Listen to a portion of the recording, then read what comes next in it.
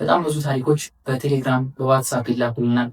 አንዳንድ ጊዜ እዚህ ላይ ማቅረብ የማይገባን በጣም ትልልቅ የሆኑ ልብ ሰባሪ የሆኑ ታሪኮች ስላሉ ወደዚህ ማናመጣቸው እና ለማየትም ለማዳመጥም የቻናሉ ጀነራል ዲስክሪፕሽን ላይ ሊንክ አለላችሁ። ገብታችሁ በዛ ስቶሪያችሁን ማካፈል ለእኛ መላክ ትችላላችሁ። ይሄ ራሱ በጣም እኔ ራሱ ሳየው በጣም እየተሰማኝ ያነበብኩት ታሪክ ነው ይዤላችሁ የመጣሁት። ይህ ታሪክ ከወጣ እንግዲህ ትንሽ ዓመታት ተቆጥረዋል። ቢሆንም ግን ከዚህ ታሪክ በጣም ትማሩበታላችሁ ብለን እንግዲህ ይህንን ታሪክ ይዘንላችሁ መጥተናል። አንዳንድ ጊዜ ልብ ሰባሪ የሆኑ ታሪኮችን ይዘንላችሁ ስንመጣ እነዚህ ታሪኮች ትማሩበታላችሁ፣ ትገነዘቡበታላችሁ፣ ለወደፊት ደግሞ ትጠነቀቃላችሁ ብለን ስለምናስብ ነው ይዘን የምንመጣው። ስለዚህ ይህን ቪዲዮ እስከ መጨረሻ ድረስ መመልከታችሁን እንዳታቆሙ እያልን ለዚህ ቻናል አዲስ የሆናችሁ ካላችሁ ደግሞ ሰብስክራይብ በማድረግ ቤተሰብ መሆን ትችላላችሁ። ይህን ቪዲዮ ከመጀመራችሁ በፊት ላይክ በማድረግ ጀምሩት። እስኪ እናዳምጥ። ከባዶ ተነስተህ ህልምህን ገንብተህ የምታውቅ ከሆነ እያንዳንዱን መስዋዕትና ያሳለፍከውን እያንዳንዱን እንቅልፍ አልባ ሌሊት ትክክለኛ ክብደቱን ታውቀዋለህ። ካመለጥክበት ድህነት ወደኋላ እየተመለከትክ በመጨረሻም አስተማማኝ መሰረት ላይ መድረስን አምነህ በገደል ጫፍ ላይ መቆምን ምን እንደሚመስልም ታውቅበታለህ። ታዲያ ባለታሪካችን ይህን ታሪክ ሲጽፍ እንግዲህ በጣም ረዥም አድርጎ ነው ጽፎ ይላክልን። ያንን ደግሞ ለእናንተ ለአድማጮቻችን አሪፍ አድርገን በአሪፍ አማርኛ ሰድረን ጽፈን ይዘንላችሁ መጥተናል። ከዛም ላይ ነው አነበላችሁ። እስከ መጨረሻው ድረስ ተከታተሉ። ከ3 ደቂቃዎች ባነሰ ጊዜ ህይወትህ ይደመሰሳል። በምዕራቡ ዓለም የመተንፈስ የመስራትና የመኖር ህጋዊ መብትህ ተሰርዟል። የብሪታንያ መንግስት በሺዎች የሚቆጠሩ ማይሎች ርቀህ የቀበርከውን ሚስጥር እንዴት ሊያውቅ እንደቻለ እግዚአብሔርን እየጠየቅ ተንበርክከህ ታለቅሳለህ።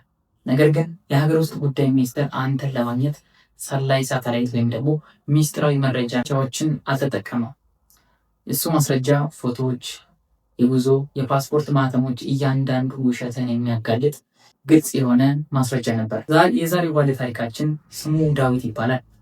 አንዲት በለንደን ቀዝቃዛ አፓርትመንት ውስጥ ሆኖ ህይወቱ ሲፈርስ እያየ እንደቀረ ለመረዳት ከ10 ዓመታት በፊት ወደ ሰሜን ኢትዮጵያ ገባ ብለን ቀይና አቧራማ መሬት ከሆነችው ሀገር መጓዝ አለብን። ዳዊት የተወለደው ከመቀሌ ውጭ በሚገኝ አንዲት ትንሽ ከተማ ውስጥ የሚኖር ትሁትና የሚታገል ቤተሰብ ውስጥ ነበር። በሰሜን ደጋማ ቦታዎች ሲያድግ እንግዲህ ኢኮኖሚ ጉዳይ ጋር በጣም ትንሽ ትግል ነበር።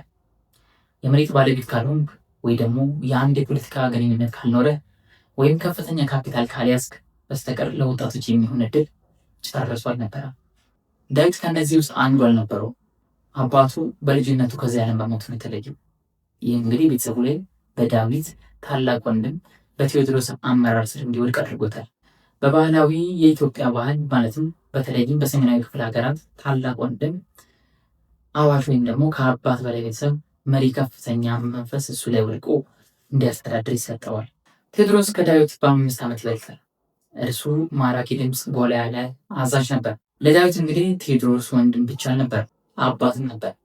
ቴዎድሮስ በአካባቢው ከተማ ውስጥ በትንሽ ንግድ በእርሻ ስራ ላይ ሲሰማራ፣ ዳዊት ግን ባለ ራዕይ ነበር። 2ኛ ደረጃ ትምህርቱን አጠናቆ እንግዲህ ወደ አዲስ አበባ በመሄድ መርካቶና በቦሌ በሚገኙ የበዛባቸው አካባቢዎች በዝቅተኛ ክፍያ እየሰራ ያገኘውን እያንዳንዱን ብር ቆጥቦ ይልክ ነበር። ነገር ግን በ2010ዎቹ መገባደጃ አዲስ አበባ እየተወደደች እና ኢንፍሌሽኑ እየጨመረ ይመጣል። በመላ ሀገሪቱ ያለው የፖለቲካ ውጥረት መንቀልቀል ጀመረ። ዳዊት በኢትዮጵያ ውስጥ ምንም ያህል ጠንክሮ ቢሰራ ከአንድ ኢኮኖሚ ድንጋጤ ወደ ሌላኛ የፖለቲካ ቀውስ እየወረደ መጣ። እናም ድክመቱ በጣም እያየለ መጣ። የምዕራቡ ዓለም ሊሰጠው የሚችለው ደህንነት፣ ክብርና የፋይናንስ ጥንካሬ ይፈልግ ነበር። በአዲስ አበባ ፒያሳ አካባቢ የሚገኝ የጉዞ ኤጀንሲ የሚሰራ ኮንሰልታንሲ አማካኝነት እንግዲህ ዳዊት አንድ መውጫ ቀዳዳ አገኘ። በለንደን በሚካሄደው የንግድ ኤክስፖ ላይ ለመሳተፍ የንግድ ድንኳን የሚሆን አጭር ጊዜ የ6 ወር የዩኬ የጉብኝት ቪዛ ማለትም ቪዚት ቪዛ ያገኛል። ከፍተኛ ገንዘብም ያስፈልገው ነበር። ዳዊት ምንም ገንዘብ እጁ ላይ አልነበረም። ያቺ ያጠራቀመቻት ብርም በጣም ትንሽ ነበረች። ዳዊት ወደ ሰሜን ተመልሶ እንግዲህ ቤተሰቦቹን ስብሰባ ያስቀምጣቸዋል። ከቴዎድሮስና ከእናታቸው ጋር ተቀመጠ። ዳዊት ራዕዩን ገለጸ። ወደ አውሮፓ ከሄድኩ ራሴን ብቻ አላሳድግም፣ እናንተንም ጨምሬ ትልቅ ቦታ ደርሳለሁ። ይህንን ሙሉ ቤተሰብ ከድህነት አወጣለሁ፣ ለእናንተ ቅርስ እገነባለሁ ብሎ ያስረዳቸዋል። ቴዎድሮስ ታናሽ ወንድሙ አይነቱ እጆቹን እያጨበጨበ ቡራኪውን ሰጠው። በጣም ጥሩ ሀሳብ ነው ያሰብከው ብሎ አሞገሰው። ቴዎድሮስ ለቪዛ ማስቀመጫውና ለበረራ ትኬት የሚያስፈልገውን የመጨረሻ ገንዘብ ለማሰባሰብ የቤተሰቡን ትንሽ የእርሻ መሬት ይሸጣል። ዳዊት በቦሌ አየር መንገድ የኢትዮጵያን አየር መንገድ አውሮፕላን ሲሳፈር ወደ ያልታወቀ ሰማይ ወደ ለንደን ሂትሮ ሲያመራ ከፍተኛ ሸክም ተሸክሞ ነበር። በልቡ ለአምላክ ቃል ገባ። ቴዎድሮስ ዛሬ ላደረገልኝ ነገር 10 እጥፍ እንድከፍለው እግዚአብሔር ሆይ አበርታኝ ብሎ ፈጣሪውን ተማጸነ። ዳዊት ከጥቅምት ወር መገባደጃ ላይ ከሂትሮ አየር መንገድ ሲወጣ ቀዝቃዛው የለንደን አየር እንደ ቢላዋ በጭኑ ጃኬት ውስጥ ገባ።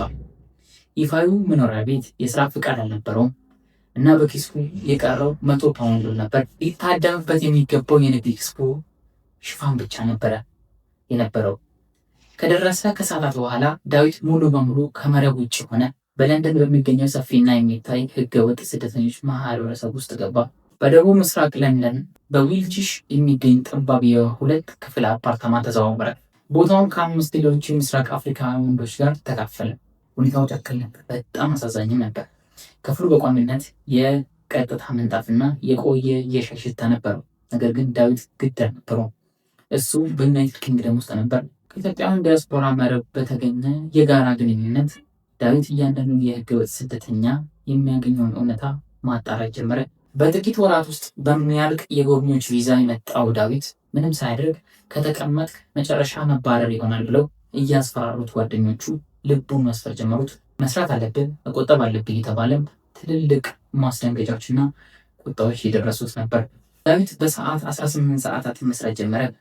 በማለዳ ፀሐይ ከመውጣቱ በፊት በዌስት ኤንድ ምግብ ቤቶች ውስጥ የንግድ ኩሽናዎች ያበስላል። ከሰዓት ደግሞ በቶተንሃም አቅራቢያ በሚገኝ የጅምላ መጋዘን ውስጥ ከባድ ሳጥኖችን ይጎትታል። እጆቹ እስኪላላጡ ጀርባው እስኪታመም ድረስ ስራ። ነገር ግን ከአእምሮ አንድ ግብ ላይ ብቻ አተኩሮ ነበር። ያም ካፒታል መገንባት፣ ቤተሰቦቹን መርዳትና ወንድሙ ቴዎድሮስን ከዛ ችግር፣ ከዛ ስቃይ፣ ከዛ ጫና ማላቀቅ። ዳዊት የዩኬ ባንክ ሂሳብ ስላልነበረው ገንዘቡን በባህላዊ ባንኮች ውስጥ ማስቀመጥ አልቻለም። በዚያን ጊዜ ነበር ከምስራቅ አፍሪካ ዲያስፖራ ዋና ነገር ያስታወቀው እቁብ። ከ2 እስከ 20 የሚደርሱ የታመኑ ማህበረሰብ አባላት የሳምንቱን ወይም በየወሩ የተወሰነ ገንዘብ መጠን ይሰበስባሉ። እያንዳንዱ ውህደት እጣ ይወጣል ወይም የተወሰነ። ይህን ለእናንተ ማስረዳት አይጠበቅብኝም። በእጅ ገንዘብ የሚያገኝ ህገወጥ ሰራተኛ እቁብ ከአምላክ የተሰጠ ስጦታ ነበር። ዳዊት በምዕራብ ለንደን በሚገኝ የታመኑ ማህበረሰብ ታላላቆች በተደራጀ ከፍተኛ ዋጋ ባለው እቁብ ውስጥ ተቀላቀለ። በየወሩ ካገኘው አስቸጋሪ ገንዘብ 60 እስከ 70 የሚሆኑን እቁብ ውስጥ ያስገባ ነበር። ታዲያ ዳዊትም እንደዛ ሲያደርግ ምግቡን ኑድል እየበላ ይኖር ነበር። የባስ ቻርጅ ላለመክፈል ማይሎችን ይራመዳል። በጎ አድራጎት ሱቆች የሚሸጡትን 2ኛ ደረጃ ልብሶች፣ እጃቸው የተፈገፈገ ልብሶችን እየገዛ ይለብስ ነበር። በመጨረሻም ዳዊት ከእቁብ ያገኘውን ድርሻ የሚሰበስብበት ቀን ሲደርሰው በ12,000 ፓውንድ በሚጠጋ ጥርት ያለ የባንክ ኖቶች እጁ ላይ አገኘ። ለራሱ 1 ፓውንድ እንኳን አላወጣም። የዲዛይነር ልብሶች አልገዛም። በዌስት ኤንድ ወደሚገኙ ክለቦችም አልሄደም። እናም የመኖሪያ ሁኔታውን አላሻሻለውም። በዊልች የሚገኘው ጠባብ ፍራሹ ላይ ተቀመጠ። ስልኩን አነሳና በሰሜን ኢትዮጵያ ወደሚገኙት ቤተሰቦቹ ደወለ። ቴዎድሮስ በሀገር ውስጥ ስልኩን ሲያነሳ የዳዊት ድምፅ በኩራት የተሞላ ነበር። ወንድም የገንዘቡን እንኳ አገኘሁት፣ አሳካሁት። የመጀመሪያው ትልቅ ክፍያ ደርሷል። ይህንን ገንዘብ ዝም ብለህ አናስቀምጠው እና በጊዜያዊ ነገሮች ላይ አናባክነው። መሬት መግዛት እፈልጋለሁ፣ መሬት ግዛበት ብሎ ይልክለታል። ቴዎድሮስ ዳዊት ስትራቴጂካዊ ውሳኔ ያደረገ። ግድ ከተማው መሬት መግዛት አልፈለገም። በዚያ የሪል ስቴት ዋጋ ሰማይ የነካ ነበር። እርሱ ባህር ዳር መረጠ። በጣና ሐይቅ ዳርቻ በአባይ ወንዝ መነሻ አቅራቢያ በምትገኝ ፈጣን እድገት የምታሳይ የዋና የሐይቅ ዳርቻ ከተማ ባህር ዳር በቱሪዝም፣ በንግድ፣ ሪል ስቴት እና በዘመናዊ የመኖሪያ ልማቶች እየበለጸገች በነበረችበት ባህር ዳር ላይ ረዥም ጊዜ መረጋጋትና ከፍተኛ የካፒታል እድገትን፣ ከፍተኛ የኪራይ ገቢ ማግኘት ነበረ ሳቢው። ዳዊት በዩኬ ውስጥ ሲኖር እንግዲህ ምንም አይነት ተግባቢ የሆነ ወይም ደግሞ አሪፍ ቀልጣፋ የሆነ ሜንታሊቲ አልነበረውም። ያም እንግዲህ ያመጣበት መዘዝ እንግዲህ ህገ ወጥ ሆኖ እንዲኖር አድርጎታል። የመሬት መዝገቦች፣ የባለቤትነት ማረጋገጫዎች ወይም ደግሞ ህጋዊ ትራንዛክሽንም በኢትዮጵያ ውስጥ ከሩቅ በቀላሉ ማስተዳደር አይችልም። በሀገር ውስጥ ያሉትን ጉዳዮች ለማስፈጸም የታመነ ተወካይ ይሄው ህጋዊ ወንድሙ ቴዎድሮስ ብቻ ነበር። በዳዊት አእምሮ ውስጥ ያንን የመጨረሻ ታማኝነት ደረጃ የሚገባው አንድ ሰው ብቻ ነበር። እሱም የነገርኳቸው ቴዎድሮስ ብቻ ነበር። ቴዎድሮስ ዳዊት ሚስጥራዊ የዋትሳፕ ጥሪ ላይ አለ። በኢትዮጵያ ውስጥ አይኔና እጄ ነህ፣ ገንዘቡን በቀጥታ ወደ አካባቢ ባንክ ሂሳብ ልክልሃለሁ፣ ወደ ባህር ዳር ትሄዳለህ፣ ከመሬት ደላሎች ጋር ትደራደራለህ፣ የማዘጋጃ ቤት ክፍሎችን ታስተናግዳለህ እና በስሜ መሬቱን ትገዛለህ። መሬቱ ከተጠበቀ በኋላ የ2 ፎቅ መኖሪያ ቤት ግንባታ ማስተዳደር እንዲችል በየወሩ ገንዘብ እልክልሃለሁ። ትልቅ ቢልዲንግ ከገነባን በኋላ ያንን በዛ በምታገኙ ኪራይ ደግሞ ራሳችሁን ትችላላችሁ ብሎ ለወንድሙ ቴዎድሮስ ይነግረዋል። በሰሜን ኢትዮጵያ ቴዎድሮስ ዳዊት ከሩቅ የሚልከው ከፍተኛ ገንዘብ መጠን የተነሳ ደንግጦ ነበር። መደበኛ ወርሃዊ ደሞዝ አነስተኛ በሆነበት ሀገር በሺዎች የሚቆጠሩ የዩኬ ፓውንዶች በገበያ ተመን ወደ ኢትዮጵያ ብር ተቀይረው ሲደርሱት ቴዎድሮስ በአካባቢው ማህበረሰብ አይን በአንድ ጀንበር ሀብታም ሰው ሆነ። ቴዎድሮስ ወደ ባህር ዳር ተጓዘ። ከሳምንት በኋላ ለዳዊት ደውሎ በሐይቁ አቅራቢያ በፍጥነት በማድረግ የሚገባኝን ሁሉንም ነገር አጠናቅቄ ጨርሻለሁ ብሎ ይነግረዋል። በሚቀጥሉት 3 ዓመታት ውስጥ የተረጋጋ የፋይናንስ መስመርን ተዘረጋ። የቀይ ጦብ ሲገነባና የጣሪያ ፍሬሞችን እያንዳንዱን ይልክለታል። ዳዊት እነዛን ፎቶዎች እንደ ቅዱስ ምስሎች በስልኩ ላይ ያስቀምጧቸዋል። ድካም በተሰማ ቁጥር እግሮቹ በለንደን የ18 ሰዓታት አካላዊ ስራ ሲንቀጠቀጡ የስልኩን ጋላሪ ይከፍታል። በባህር ዳር የሚገኘውን የተገነባ ያለውን ህንፃ ይመለከታል። እናም ለራሱ እንዲህ ይላል፣ ዓላማዊ ተሳክቷል፣ ጭንቅላቴም ሰርቷል እያለ ያወራ ነበር። ስደተኝነትና የቁማሮ ጉዳይ። በባህር ዳር የሚገኘው ቤቱ በደረጃው እየጨመረ በሄደ ቁጥር ዳዊት በዩናይትድ ኪንግደም ውስጥ ትልቅ እንቅፋት ገጠመው።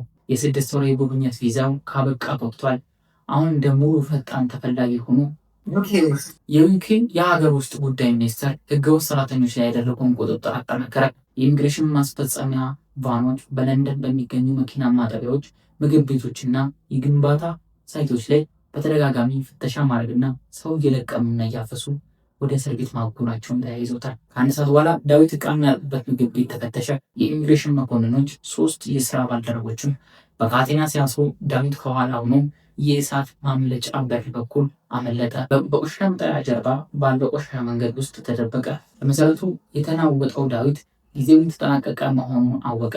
ለዘላለም የሮጠ መኖር አልቻለም። በዩኬ ውስጥ ቋሚ ህጋዊ ሁኔታ ያስፈልገው ነበር። በምስራቅ ለንደን በሚገኝ ትንሽዬ ቢሮ ከሚሰራ አጠራጣሪ ህጋዊ ተወካይ እርዳታ ፈለገ። ለምስራቅ አፍሪካውያን ስደተኞች ውስብስብ የኢሚግሬሽን ጉዳዮችን በማስፈጸም የሚታወቅ አንድ ተወካይ ነበር። ህጋዊ ተወካዩ እውነታውን በግልጽ አስቀመጠ። በጎብኚ ቪዛ ነው የመጣኸው አለው ዳዊትን። ለአመታት ቆይተሃል፣ ህጋዊ ሁኔታ ያለው ባለቤት የለህም እና ህጋዊ የስራ ፍቃድ የለህም።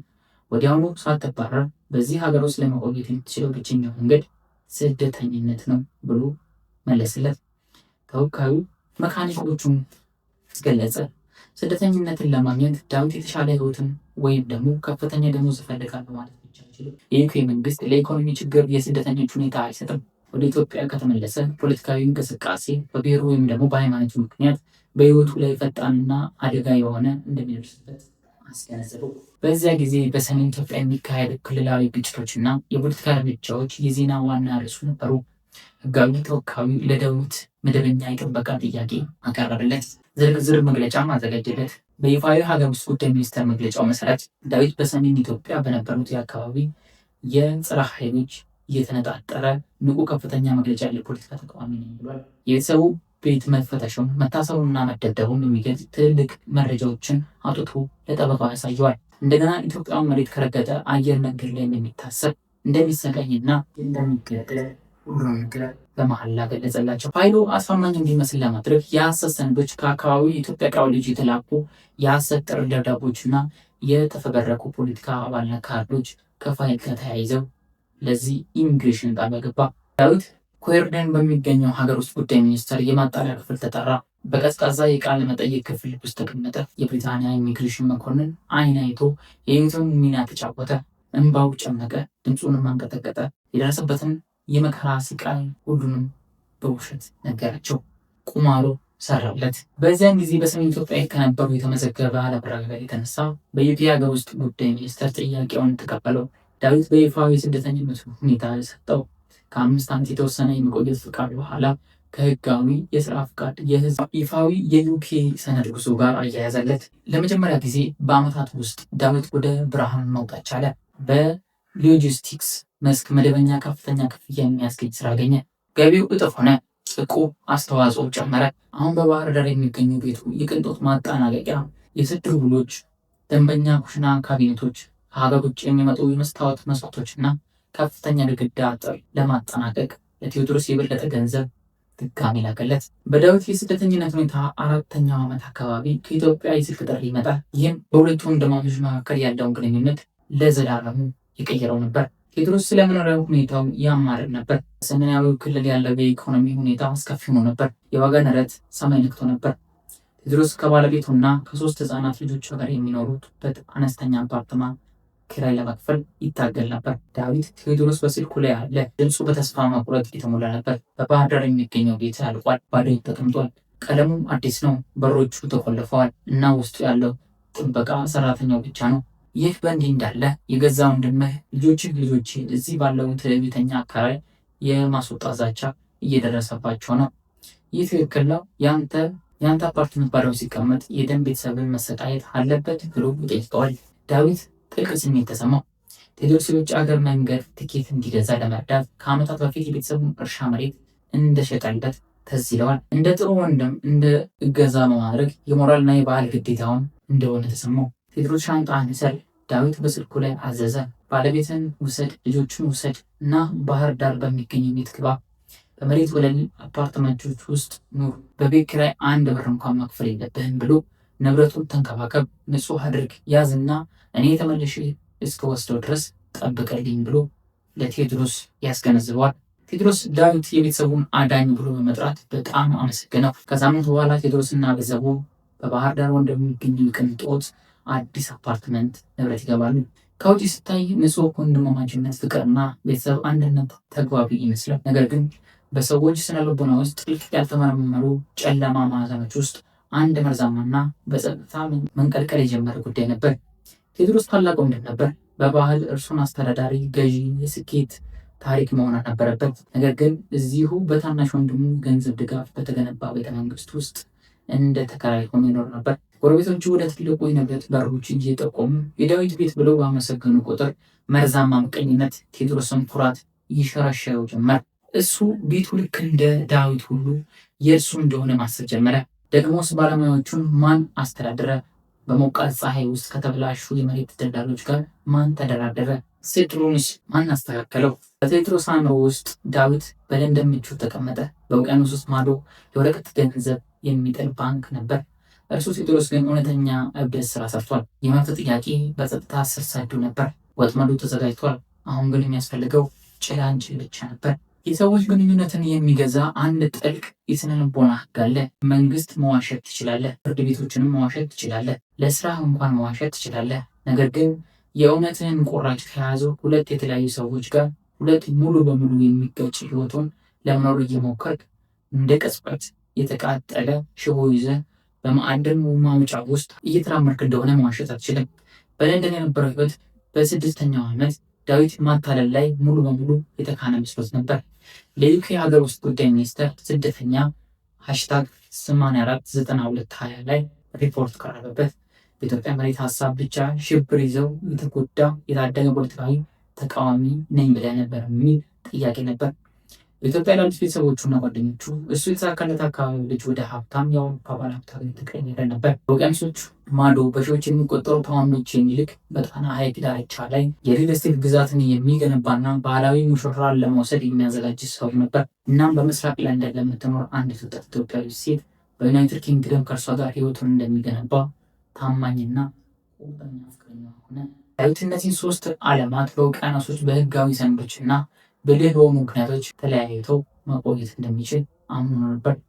ሙሉ በሙሉ ተቆጣጠሪያለሁ ብሎ አምኗል። እርሱ ያላወቀው ነገር ግን የሰው ልጅ ልብ ሲወርድና ሲጣላ ስለ ቤተሰብ ታማኝነት ኮንስኩዌንስ ወይም ደግሞ ምህረት እንደማያደርግለት ነው። የዳዊት ህጋዊ ጉዳይ ወደ ቋሚ መኖሪያነት እየገሰገሰ በነበረበት ወቅት በለንደን ያለው የግል ህይወቱ በጣም ተወሳስቦ ነበር። በሰሜን ለንደን በሚገኘው አካባቢ የኢትዮጵያ ኦርቶዶክስ ቤተክርስቲያን ማህበረሰብ አማካኝነት ዳዊት ቤተልሔም የምትባል ሴት አገኘ። ቤተልሔም በቁጣ የተሞላች ማራኪ፣ በጣም ገለልተኛ ነበረች። እናም በደህንነቱ በተጠበቀ የሰራተኛ ቪዛ በዩኬ ውስጥ ከ5 ዓመት በላይ ይኖራለች። ህይወቷን በቁም ነገር የምትመለከት ሴት ነበረች። ከሀገሯም ተነስታ ስትመጣ ሙሉ በሙሉ ቁርጠኛ ነበረች። ዳዊትና ቤተልሔም መገናኘት ጀመሩ። በአመት ውስጥ በስትራፎርድ ምስራቅ ለንደን በሚገኘው ቤተልሔም አፓርትመንት ውስጥ አብረው መኖር ጀመሩ። ለቤተልሔም ዳዊት ተስማሚ አጋር ነበረች። እሱ ጠንክሮ የሚሰራ ጸጥተኛ ነበር። ከመጠን በላይ አይጠጣም። ቅዳሜና እሑድ ወደ ቤተክርስቲያን ነበር የሚሄደው። ነገር ግን ወራትና ዓመታት ሲቆጠሩ በግንኙነታቸው ላይ ትልቅ ሴጣናዊ ነገር መፈንጠቅ ጀመሩ። ቤተልሔም እሳት የተሞላበት የማይታረቅ ቁጣ ነበራት። በክርክር በተነሳ ቁጥር በፋይናንስ፣ በቤት ስራ ወይም ደግሞ በወደፊት እቅዶቿ ላይ ቤተልሔም ጥንካሬ ወዲያውኑ ይነሳል። እርሷ ጠያቂ፣ ስታለም አንደበት ያላትና ሙሉ ግልጽነት የተሞላች ነበረች። ዳዊት ወንዶች ታዛዥ አጋር ከሚጠበቁት ባህላዊ ወጣ ያለ ነበር። በጸጥታ ወደኋላ ማልቀስ ጀመረ። የቤተልሔም አቅም እንደሚታየው ተገነዘበ።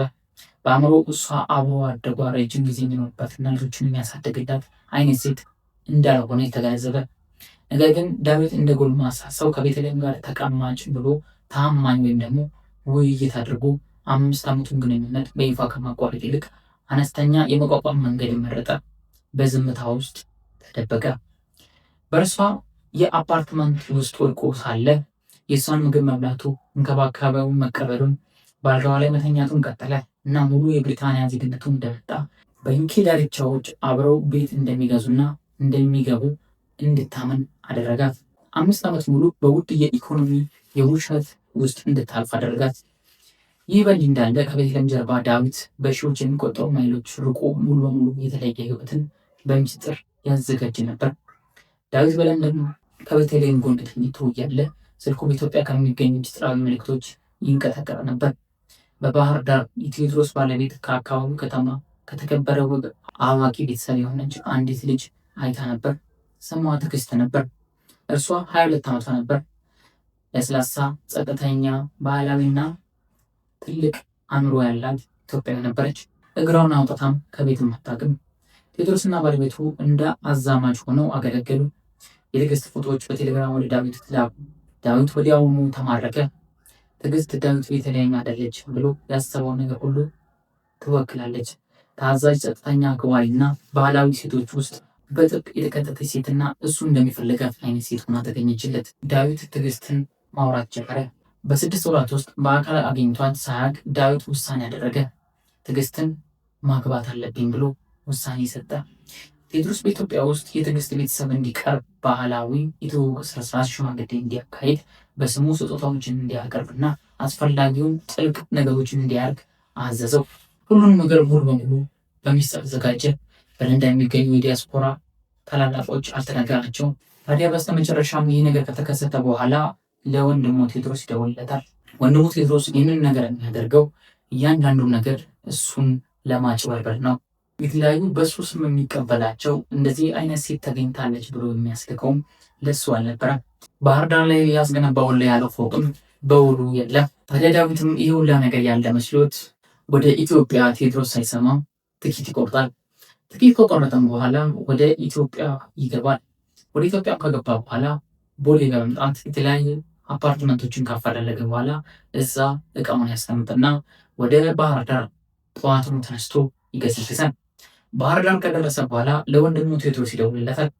ሄሎ ቴዎድሮስ፣ ሀገሬ ደርሻለሁ፣ ሀገሬን ገብቻለሁ፣ እግዚአብሔር ይመስገን፣ ሰርፕራይዝ ላደርግህ ነው የመጣሁትና እባክህ የት ነው ያለው ብሎ ይደውልለታል።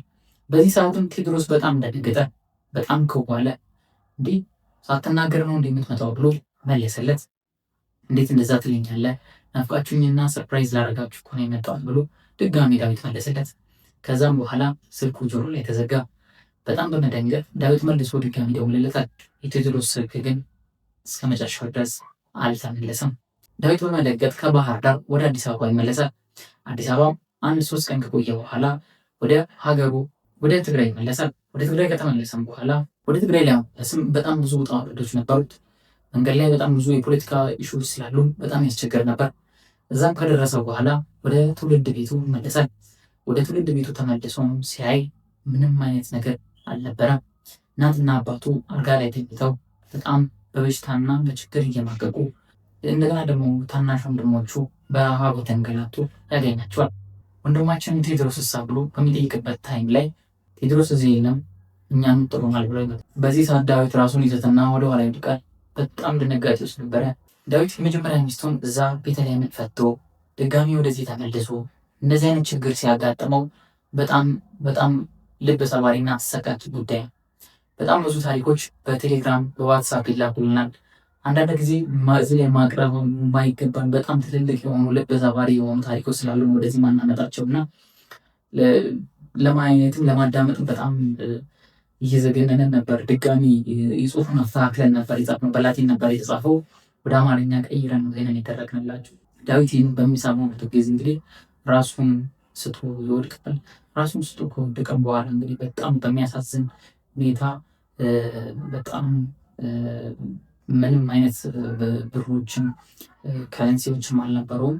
በጣም በቃ በስንት እርዳታ ወደ ቤተልሔም ድጋሚ ደውሎላት ቤተልሔም ስልክ አንስታለት የተለያዩ ብሮች ልካለት ከረንሲዎች ልካለት ነው ድጋሚ ወደ ዩኬ ተመለሰ ማለት ነው። እና ወንድምየው በእንደዚህ አይነት ሁኔታ እንግዲህ ከዩኬ የሚባረር ነበር። በወንድሙ ምክንያት ላይክ ዲፖርት ሊደረግ ነበር። በሐዋላ ነበር የሚልከው እና ሐዋላ ስትልከው እንግዲህ በጣም ብዙ ኢሹዎች ይደርሱባቸዋል። በጣም ስትራግል ይኖራል። በጣም ብዙ ነገር። ቴዎድሮስም እንግዲህ ከዛ በላይ ነው ያደረገው። እኛ እንደውም አሳንስ ሊጻፍ ነው። ይሄን ቪዲዮ የሚመለከት ከሆነ እንግዲህ ቴዎድሮስ እንግዲህ ላይክ በጣም የሚያሳዝን ነገር ነው ያደረገው። እንደዚህ የማይደረግ ነገር ነው ያደረገው። ይህንን እንድናስተላልፍ እንግዲህ ዳዊት ፈቃደኛ ሆኖ ነው ይህንን ቴክስት የላከልን።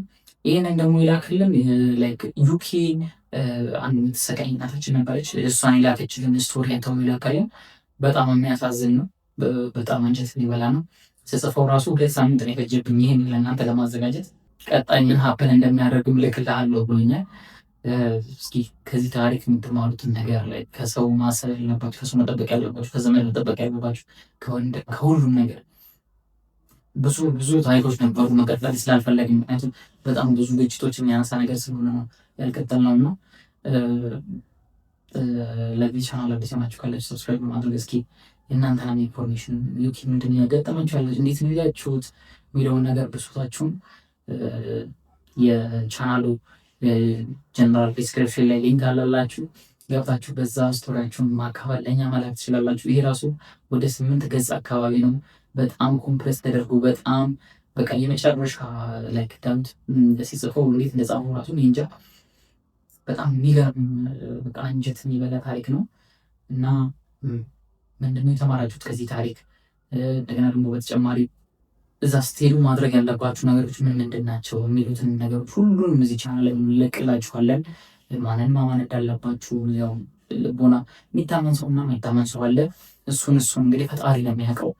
ላይክ በቀጣይ ቪዲዮ እስከምንገናኝ ድረስ ቻናል ሰምነት እያለን ለዛሬ ያገንላችሁ ይሄንን ነበረ። ቀጣይ ደግሞ በጣም ብዙ ታሪኮች አሉ። በጣም ብዙ የምንሰጣችሁ ኢንፎርሜሽኖች አሉ። ይህን ቻናል ሰብስክራይብ ያደርጋችሁ ጠብቁ። በቀጣይ እስከምንገናኝ ድረስ ቻናል ሰምነት